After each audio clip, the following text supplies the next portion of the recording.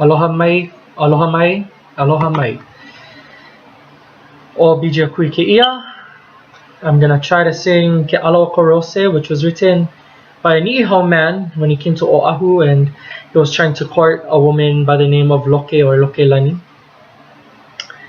Rose is another way to say Loke, so that might be a reason why he chose the rose. But without further ado, here it is, Ke Alo Korose.